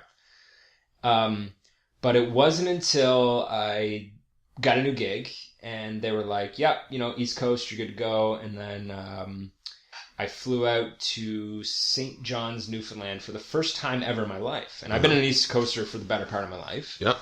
But went out to St. John's, and the difference is anywhere that you would go and you'd say, hey, can you give me directions? And I'm talking about within a building. Yeah. Can you tell me how to get to whichever department? And they'd be like, yeah, here, follow me. Yeah, take you there. They get up out of their desk, they walk down the hallway, they show you exactly where it is that you're going. Yeah, they walk you there, yeah. They walk you there. Yeah. Whereas, so I worked in St. John's for a week, and then I came back to Barrie, because we hadn't moved all of our shit back to the East Coast yet. Yeah. And I went and got groceries, and my fiance's upstairs, she's waiting in our place, and it's a building. In Barrie. Yeah. And so it's got one of those beep things, I got a fob on my key. Oh, so nice. Beep. Yeah. Right? So I got these bags, and guys like to carry as many bags as they possibly can. They don't want to do it in 2 runs. That's so right. Not doing 2 trips. Yeah. Sling it over your shoulder. So I got 15 bags, right? Nice. Setting records. And I go beep, and then someone comes along and walks past me, opens the door, walks in, looks at me, walks in, doesn't hold the door open, and I swear to God, the door closes. Damn. And I have to re-beep it. No. So, devastating. The hospitality was palpable, the difference. Oh, it is. So, I can appreciate when someone says that, St. John is changing and they're not as friendly as they used to be, or maybe not as friendly as the Maritimes, but I swear to fucking God, it is way better. Oh, absolutely it is. In St. John. But we're always 10 years... than it will ever be in Ontario. Yeah, we're always 10 years behind, though, which should give us an advantage to be able to say... and I'll give you this example. This is a funny example. When I was a kid, everybody was into Pokemon cards, but I was the first one to get a Yu-Gi-Oh card. Okay. Right, when Yu-Gi-Oh came. Because I went to Toronto to watch my cousin Trevor play. He was in the OHL, getting drafted to the NHL. Oh, wow. And I went to watch him play his last OHL game. He played for Sault Ste. Marie Greyhounds. Okay. And he got drafted to Dallas at the draft. Anyway, I came back with Yu-Gi-Oh cards, and Toys R Us is the same Toys R Us in Toronto. I bought Yu-Gi-Oh cards in Toronto 6 months before a Toys R Us in St. John and Brunswick could get Yu-Gi-Oh cards. Okay. Anyway, stupid example, but that's one example. It tends to be on any other spectrum. We're 10 years behind, right? But I don't think that that's necessarily applicable to hospitality. No, I think that hospitality will remain a constant on this part of the country. I don't know because when my dad was a young lad, the stories that he tells are not the stories of my childhood. Okay. Not even close. And I grew up in Blacks Harbor. I grew up literally 15 minutes away from where he grew up. And it was nowhere near. People are skeptical of strangers. Back then they weren't. Right? And I mean, why? Why are we skeptical of strangers? Because, someone's going to abduct your kids. Well, we know most you families could attribute that to the media and... Right. Yeah. Right. But there's all sorts of little pieces there that culturally go astray and we lose. And we don't know we've lost them until it's too late, right? And I mean, I think you look at places like Toronto and you look at Vancouver and you look at wherever and you say, what was the trajectory that started that? Because it wasn't always that way, right? So, okay, what was that trajectory? Where did it start? What do we need to do differently so that's not our story? Because I don't want to lose the full extent of that. I don't want it to be rendered down to everything has to be on a contract. Everything. I mean, I'm saying that and, also ranting about the lack of a lease, but, there's just the lack of trust that exists between people is crazy. Well, so here, if we're gonna like compare, I guess, St. John to the rest of the country, one thing I will say about St. John is one of the only places left, and correct me if I'm wrong, anyone listening, that you can still get a month-to-month lease from the onset. Yeah, maybe that's true, actually. Yeah. Like, go to Toronto, everything is 12-month lease. Halifax, 12-month lease. Yeah, and you got to get three credit checks and, two reference checks and blah, blah. So one thing I will say about my property manager for the building there is, he does those due diligence checks. Mm-hmm. He wants to make sure that, and it's like, what I've told other people in St. John about this. It's like, they have, they have this thing where they check your credit.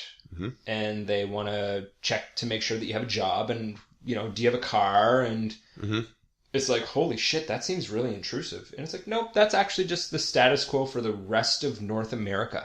Mm-hmm. Many other places for sure, yeah. I mean, St. John is a microcosm when it comes to this. Oh, yeah, handshake and a wink and sure, I'll bring you in for a month at a time and we'll just see it from there. Mm-hmm. Why does that still exist? It doesn't seem to me like it would be of any benefit to the landlord. It shouldn't be. No, but like I said, nobody wants to put any risk into anything anymore. They don't want to risk on a 12-month lease in the hopes that, in the risk that somebody goes in and messes the place up and then they can't get them out. Yeah.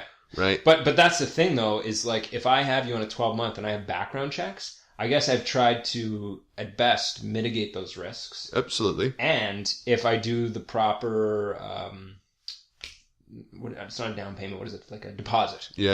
And you send that off to the rentalsman. Ideally. And anyone who doesn't. I don't know anybody who doesn't, or who does. Yeah. Well, that's what I believe my property manager does. Rare. Because I get the actual form from the province. Yeah, I've never had one in all the places I've rented in really? the city. Nope. Man, it must be the fucking South End. It's not just the South. I lived in the East Side. I don't even think I had one from the East Side when I rented a house on Forest Hill.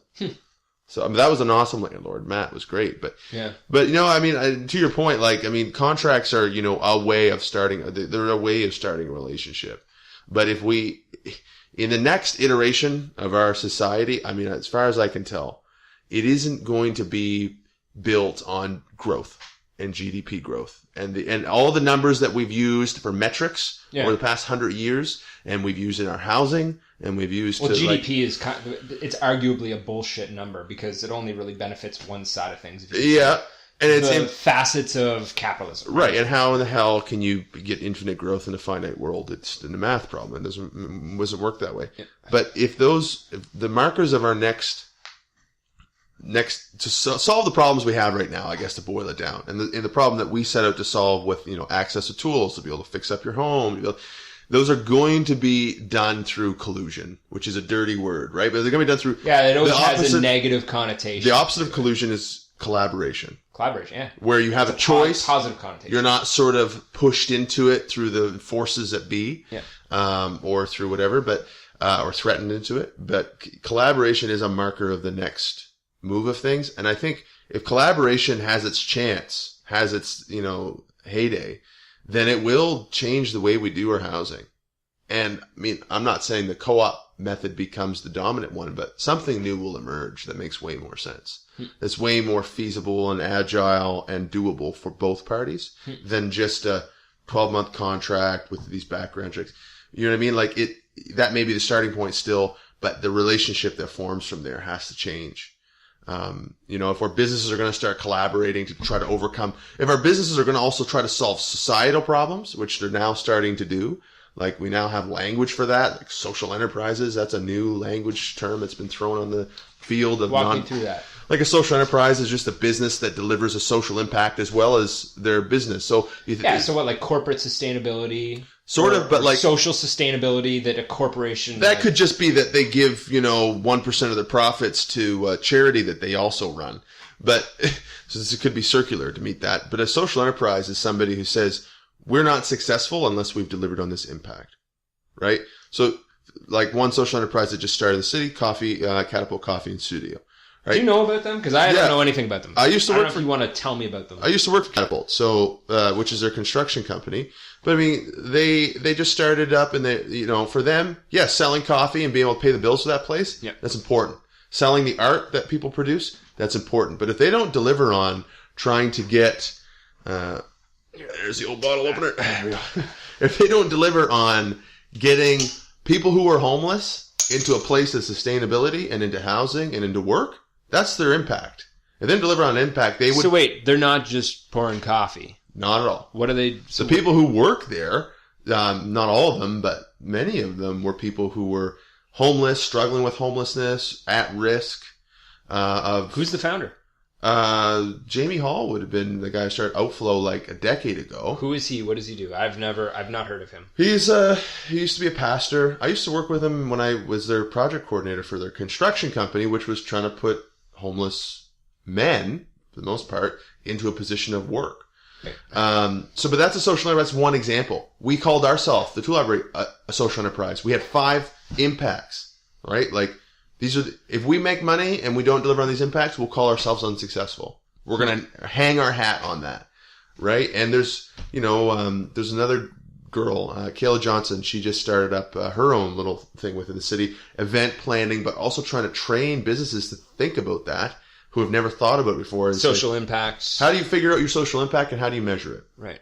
Right. And why is that something that's happening now? Because I think millennials, as bad as a rep as we've gotten, we've concerned ourselves with not just what is true. I'm not personally, I don't give a shit about the rep that millennials have. Good. I don't count myself in any camp that might be lazy like that. Fair enough. I first of all, it may just be a complete bullshit story from the generation that came before us. Yeah, they're just hating. Yeah. Yeah. Oh, but I think more than that, I think it's fake. Like I don't think it's applicable to everyone. I would actually count the majority of people outside of what that stereotype is. Oh yeah. Yep. I agree. I would. So anyway, sorry. No. Yeah, that's fine. But like the whole millennial argument there, right? Like has, the one thing that we're concerned with more than ever is the question is what is right? Right? And I would say my parents were concerned with what is true. That's the question they were trying to answer. I mean, my dad was born in the 50s. His father would have saw a World War II era, World War I era, Great Depression era. They saw that. Like his grandfather, worked like a dog his whole life. I've been hearing all those stories.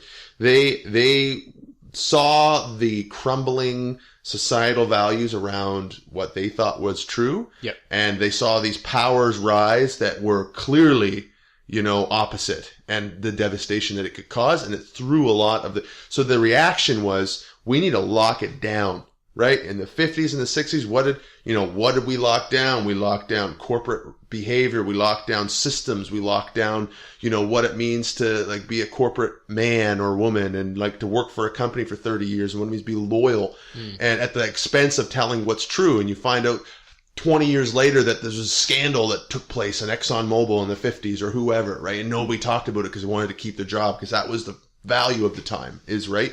You know what I mean? Well, Exxon was very publicized. Oh, I know. Eventually, with some, but I mean, that's just an example. But I think the Gen Y, right?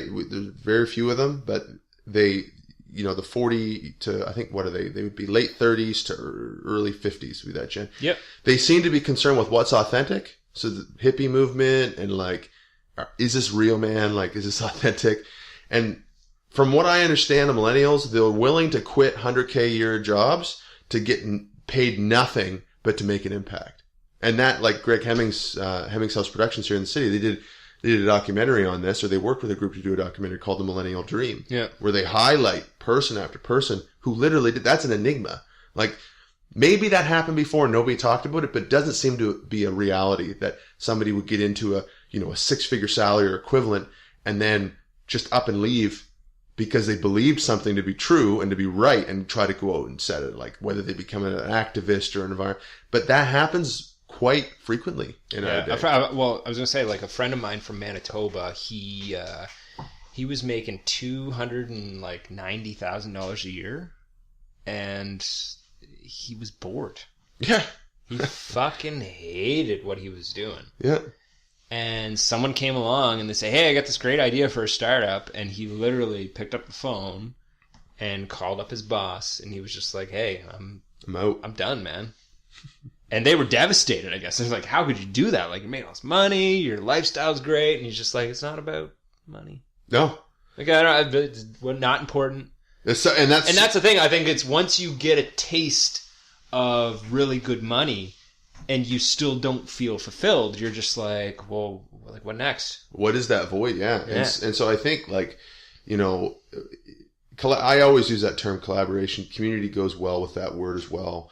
But I mean, it's this change of we've seen what happens to New York and to Los Angeles and to these places that become the epicenter of what it means to be growth, and you know, and it just is not healthy. Nobody wants to do that. If you want to talk about gentrification, those areas really squeeze people out. Oh, Silicon Valley. You name it. I've been in Toronto all last week. And coming back, I had a 40-minute layover that turned into a 2.5-hour layover. Fun. In Montreal. And I ended up sitting next to this guy, and he's like, yeah, you know, hockey tournament, kids are there, and we're flying to Quebec City from Montreal. I was like, you could just jump in a car and drive it. And he's like, yeah, he's like, I'm meeting the Anyway, so we went up talking, and he's telling me about how, so he's from LA. And I'm like, whereabouts in LA? He's like, Beverly Hills. I was like, so like 90210? He's like, yeah, actually that is my postal code. But he was talking to me about how in Silicon Valley, which would be far from there, but it's California nonetheless. Yeah, that's right. And he said that I guess there's a municipal bylaw that you can't build up more than, I think it's like 3 stories. Yep. Which is why the housing just goes horizontal. Yeah, it goes out. Yeah. And that's what creates the massive commute times and the amount of congestion that there is. And with lack of infrastructure there based around public transportation, it's just a pain in the ass. Yep. Well, look at Toronto. Toronto is the third or fourth largest city in the North America, but yet it's number 5 or 6. It just beat out Chicago. Okay, like 3 or 4 years ago. But they have like the third worst commute because they have one of the largest highways, like the second largest highway. The 401 is the number 1 biggest or most throughput highway in the world. Right. What is it, like 16? It's bigger than LA. 16 lanes at one point in time. That's what happened. When you're signaling people that if you put 2 lanes on, you're not going to get more efficient traffic flow. You're just going to get people moving further away. Yeah, or faster. Getting past each other faster. Right? And it just doesn't work, you know. And now every architect I've ever talked to in the past 2 years says that all architects are moving away from vehicle-centered, when it comes to like city planning and stuff. They're moving away from vehicle-centered realities and toward pedestrian-centered realities because the cities are more sustainable when they build around pedestrians, right? What is it, Argyle Street in Halifax? Have you been down that street recently? No. So they completely revamped the whole thing. Did they cut a lane out or what? Well, Argyle Street is the one that runs, what's there? The bars. There's Dirty Nellies. Do you know Dirty Nellies? Yeah. Anyway, I guess at certain points they only make it walking. Right. You can only walk on it. Yeah, they get to. And there's places like that in Toronto too. Like you can only walk on the street during these certain times or whatever. Right. I have been in those places. Yeah, you're right. Yeah. Well, that's the attempt, right? Is you got to do something. You got to do something, and I will give kudos to the city of St. John. Is from what I understand, I guess St. James is supposed to be getting a bunch of funding for revitalization, is what they're calling it.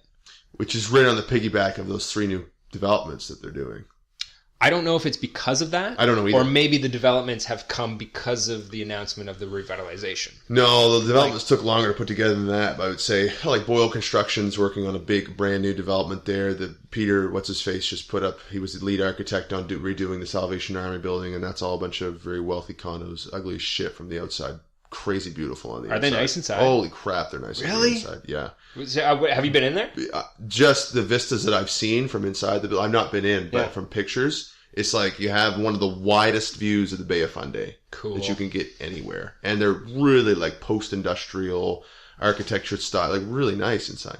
But, yeah, I mean, I heard So that they're putting bike lanes down there? I heard that. New curbs, new sidewalks, new streets, Mm-hmm. and then they're putting trees through at some point. Yeah, nothing wrong with that stuff, right? Like, Amazing. the city should do everything it can to synergize with those little pockets of hope that they see springing up. Yeah. But at the same time, and that's why I think I don't lobby the city for anything. Like, I've never asked the city. I've Call never up Don and be like, hey, what's up? never asked for a thing. Never asked for anybody to come and give us a high five. Never asked for, because I think if we're going to do something about these issues around rundown properties, around, housing, around Shitty fucking landlords. or shitty landlords, it has to be a group of people who are just sitting down, talking about it, and doing shit differently. Right. It can't be because somebody gave us money to do it. Because when the money goes away, who's still there? Yeah. If it was built because the money was there, when the money goes away, like... So what are you saying, that this has to be an organic thing that happens within the community stakeholders? Right. Like people who are living in the community? Yeah.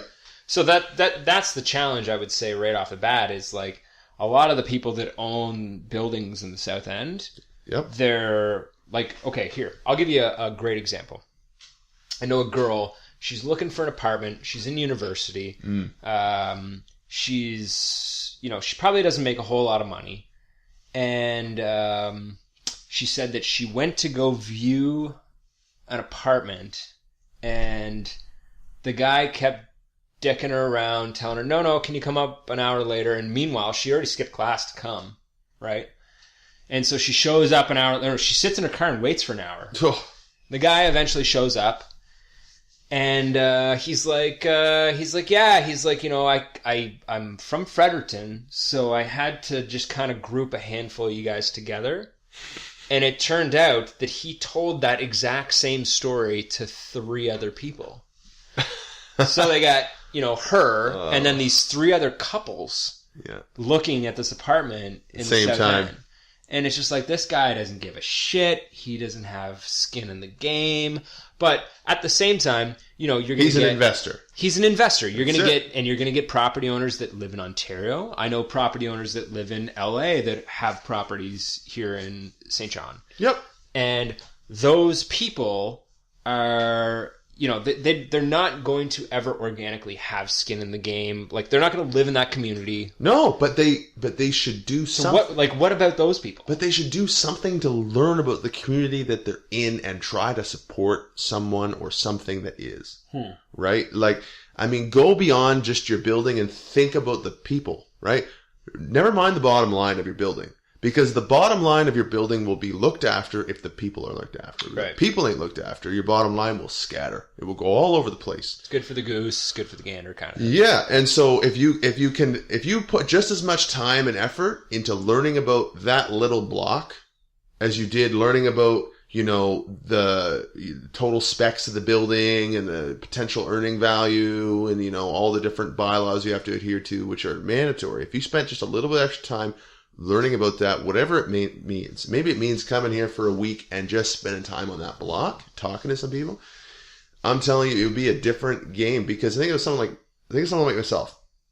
Okay, I lived in Mecklenburg. I had no status, no money to bankroll myself, but I'm a crazy type that will just jump, right? I'll just fuck the deep end. I'm in. I'll jump, right? And so that's what I did in my situation. But it was only because there was a collective of people who had emerged who were like, no, this would make a difference.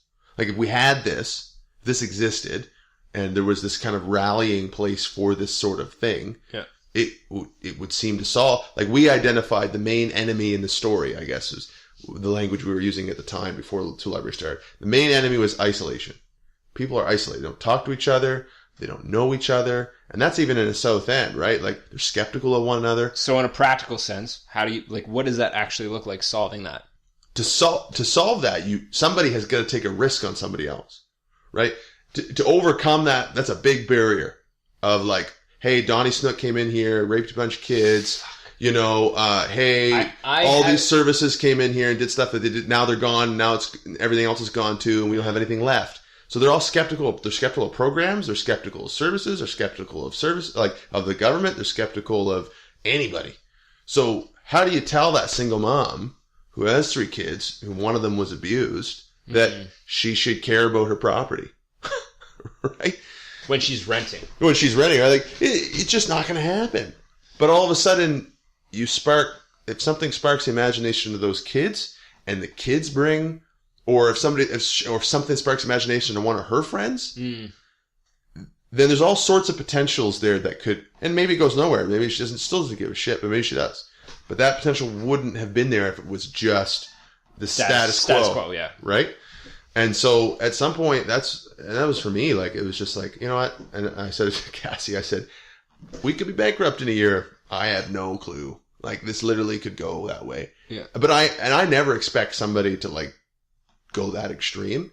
We did it because there was a group of us, and I felt confident in the group and people who would show up and put in the effort, and that's where it's gone. It's been good. But I mean, when you're trying to come from the outside, you can't start that. There's no way. If you're somebody coming from the outside and you're like, man, my neighborhood's shit, I'm going to buy this building and I'm going to try to, you know, do it well, your effort has to be spent on trying to find someone who will. Right? Someone who lives there, you've seen them go by, they seem to get home at a reasonable hour, their house seems to be kept up a little better. You can talk to them and they'll know somebody, and like that infrastructure still exists in communities, right? Where people know other people who are reasonable, right? And unreasonable people know other unreasonable people. Yeah. So it's just about figuring that out.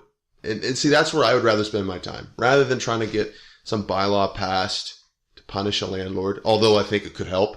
Well, so that's kind of the classic, you know, do we incentivize or do we disincentivize, right? Like it's a part of economics. Like people or social economics. People respond to different, you know, different incentives or disincentives, right? Yeah. And which do they respond to better? So, you know, would like I know that a big argument for cutting out the double tax on properties is, I think, and I don't know who is driving that movement. I remember seeing a lot of it on social media, and realtors seem to be the one driving the most of it. I don't know if it's realtors as much as property owners. Yeah, maybe it's both. Yeah. But they were saying, you know, we will essentially cut out any type of rent increase for 3 years. Yeah. If you take off the double tax and single tax my units, right? And the idea there is, okay, if you freed up some, like, I can stay stagnant and not rent, or not increase rent for 3 years. And then beyond that, what I'll also do is, with that money that I've saved on the double tax that I don't have to pay anymore, I'll take that and put it into my infrastructure.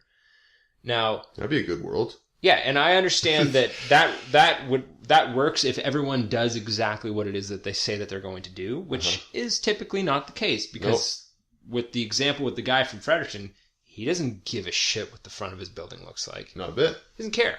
Nope. So, like, and I'll recycle it back, and maybe you don't know the answer, which is fine, but, you know, what does that look like from a practical standpoint when you're saying, what are the actual checks and balances that we can put in place that will actually light a fire to make someone change the outer facade of their building, or it'll make them, like, it won't light a fire, but maybe it'll be like, oh, you know what, that's a good idea, I'm going to do that.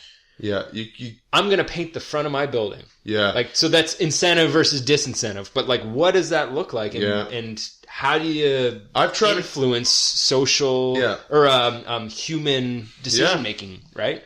Who knows? I don't fucking know. I'm not a politician. That's right. But I've tried 3 different ways. I haven't seen results for any of them yet. So I can tell you what I've tried and hasn't worked yet. Yeah. And that would be, I've tried shaming people. Well, that does not work. right? People don't like to get a punch on the nose. Yeah, as fun as it might be, it's not always the best. Yeah, that didn't work. Actually, I'll tell you a funny story. We'll just take an aside here really quick. Yeah. There's an alleyway. Uh-huh. People throw their garbage, their cigarette butts, their like literally full bags of garbage in it. And I got to a point where I was just like, you know what? I'm like, this is pissing me off. So I pulled a bag of garbage. I put on some gloves, some medical gloves. I pulled the garbage bag apart. I found an envelope. And I'm like, oh, this person from 3 streets over just thinks that this is where they throw their garbage, eh? Nice. And I went and I knocked on their door with the garbage in my hand. Nice. And I said, have you been throwing your garbage in my alleyway over on, XYZ Street?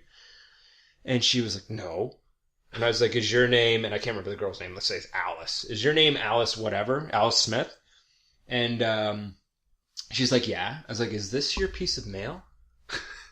She's like, yeah. I was like, stop throwing your garbage in my alleyway. So that's like your classic shaming, Shame right? tactics. That's intense. But you're right. That doesn't work. So No. sorry, that was my aside. No, that's intense, but man. keep going. That it doesn't tend to work. People don't like to get a punch in the face, and No. they don't change their behavior because you punched them. Yeah. So then and then you think of like, well, okay, what if you try to, I don't know, what's another something I've tried? I've tried having conversations. Like I've tried being like, could we do this? Like with my landlord, could I donate my labor to fix your windows and to reside? Like let me live here a month free. I'll take the equivalent amount in my labor and change out your cedar shingles. Yeah. Cedar shingles are a fucking joke. Yeah. You can strip them and replace half a side of a building in like a week, right? Like a big building, right? You can just throw them up, and there's that, and it's cheap product wise, but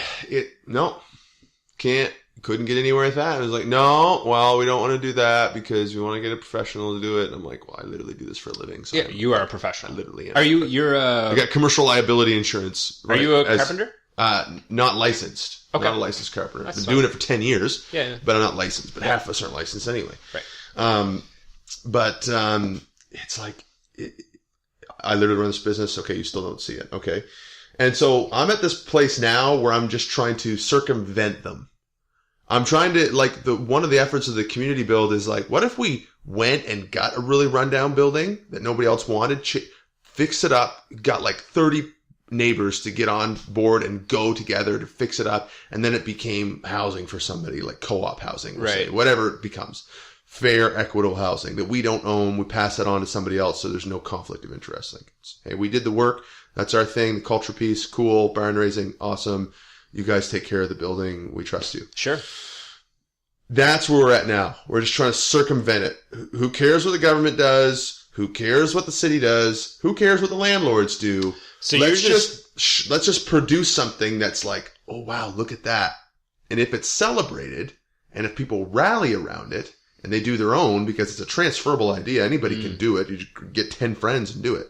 But it's like, if all of a sudden that becomes norm, and maybe the culture shifts enough that the disincentive is like social ostracization if you're a landlord. But the problem is like, who knows who this landlord is, who owns this building? It's a delicate balance. Yeah.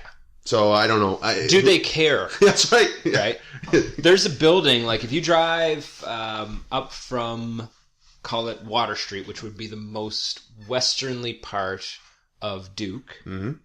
And you go up Duke, and you keep going, and I think at some point you get along an intersection, and you look over, and there's a spray paint on the side of a building, and it's on the side of the vinyl siding. I think it's green, and it says, it used to say, so-and-so is a rat goof, which I fucking hate that saying. Yeah, goof. It's a rat goof. It's like such a North End, classic St. John. Anyway. Oh my gosh. So someone had spray painted that there, and instead of the owner coming along and like buying you can get paint remover or spray paint remover. Oh. You spray it on, you wipe it off. Yeah, done. It's literally like wax on, wax off. Yeah, right? it'll fade the color you're siding a bit, but it's gone. Instead, the owner came along with a can of black spray paint and just spray painted over it.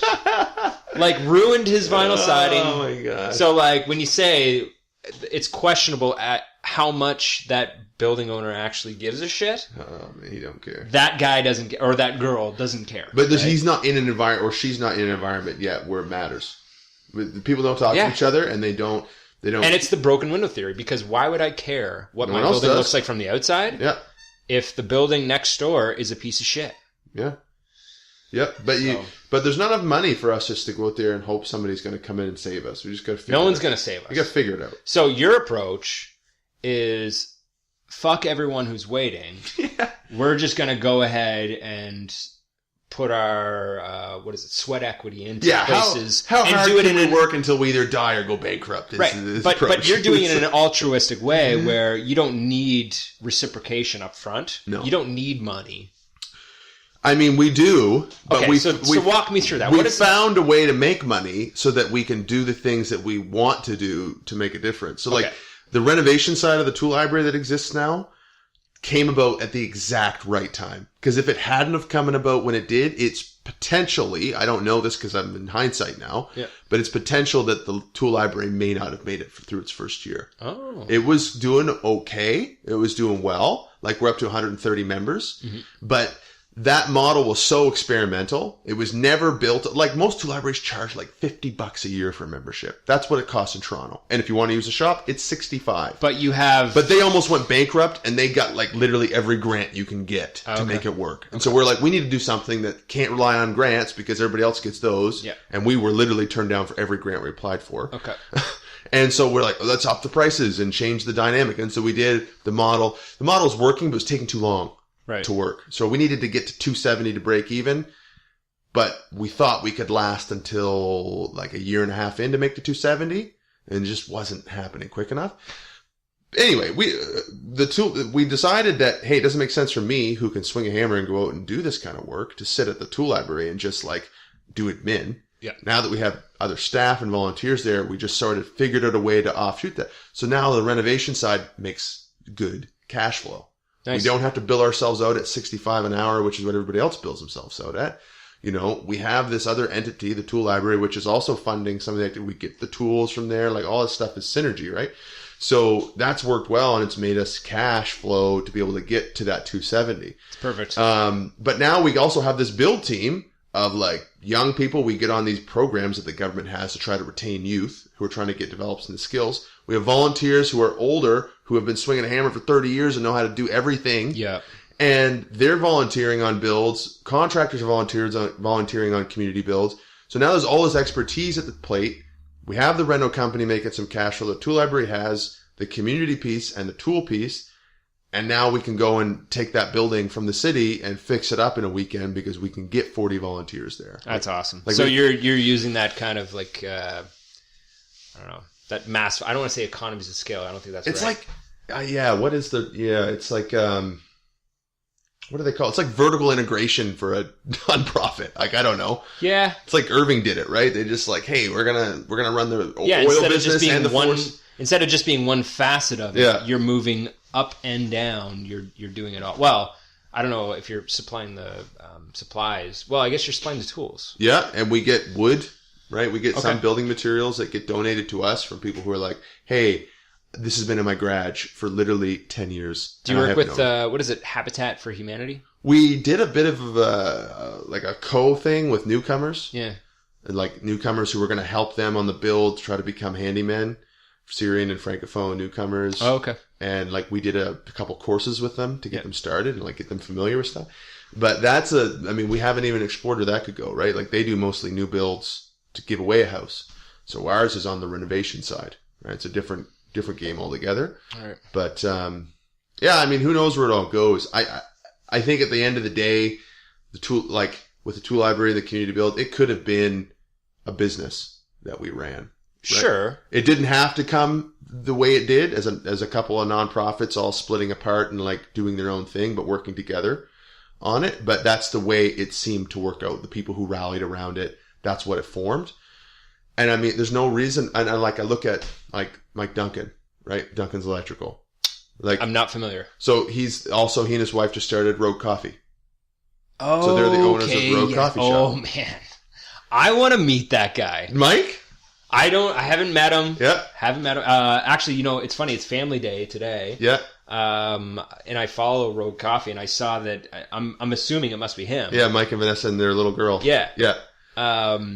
But that stunt that they pulled with that. Oh, Rogue Justice on the guy? Epic. Absolutely epic. I went there for that. That was the best. We're going to set up a pub coffee shop in front of the guy's house or building who stole our sign and just shame the shit out of him into getting it. It was the best thing that could ever happen. But I mean, there's Mike's involved. He runs an electrical company.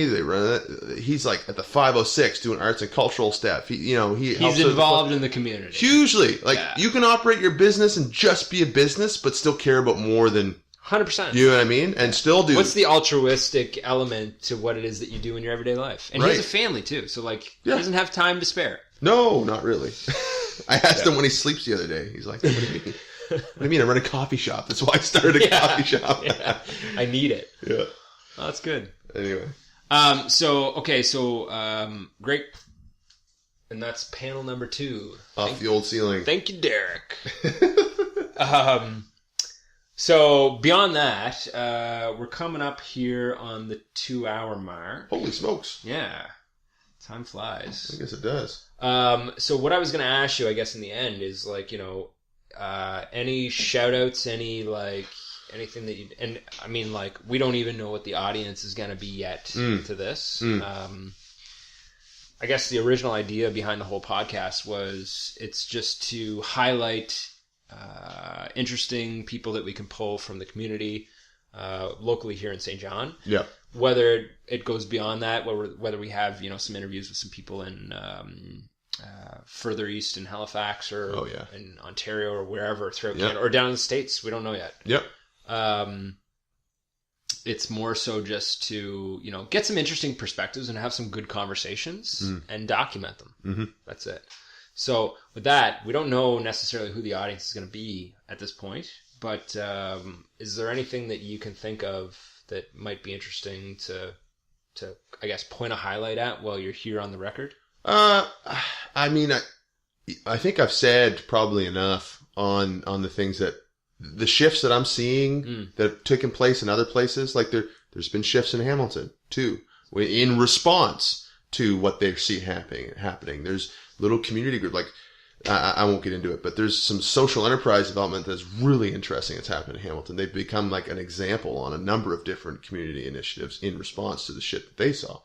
So I would just encourage people, as they're thinking about the thing about this, it's really tempting to get in the zone where it's I work, I play, I live, and that's that. I think especially for middle class white kids tend to not to be too racial or anything, but it tends to be that's our concern, right? How do we get a job that can pay us enough money so we can go to our concerts and just we can live? Yeah. Right? But when you start to connect to the broader sphere of life and neighbors and community, the money all of a sudden doesn't become a priority. It's not a huge deal. It is way more sustainable as a lifestyle. You don't have to chase a salary. You'll actually be willing to adjust your lifestyle to fit kind of the new paradigm. And so, I mean, I guess that would be what I would say, just to consider that. Awesome. I guess, so the big thing that I would pull away from this whole conversation is something that I didn't know is just how sustainable a subscription to your tool service would be. Oh yeah. Yeah. I didn't know that it would be $100 a year. Mm-hmm. I just assumed that it would be $300, $400, $500 a year. And right. It's I can borrow tools from my buddies or whatever, but it's to have a one-stop shop. Mm-hmm. And again, this is not to promote you. I legitimately did not know just how valuable that is. Yeah. Right. And I know one of my buddies already has a subscription to you guys, and it makes sense. Mm-hmm. And especially if you're trying to do anything that you might need a niche tool. Many times, I remember I tried to do some plumbing, and the amount of times that I drove back to Home Depot in the 2 days that I tried to do it. Oh yeah. I think I probably would have saved a lot of time had I just had full access to exactly everything that I needed. Yeah. From the onset, right? There you go. Yeah. So, and again, that's just a a shameless promotion of what you guys do. Appreciate but at the same time, I just didn't know. Yeah, fair enough. I had no clue. And I'm going to sign up like as soon as I can. Yeah. Yeah, so you just gain a customer. Awesome. 100%.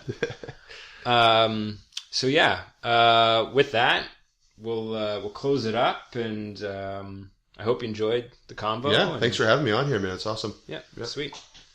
All right, cheers, guys, and enjoy the rest of your family day.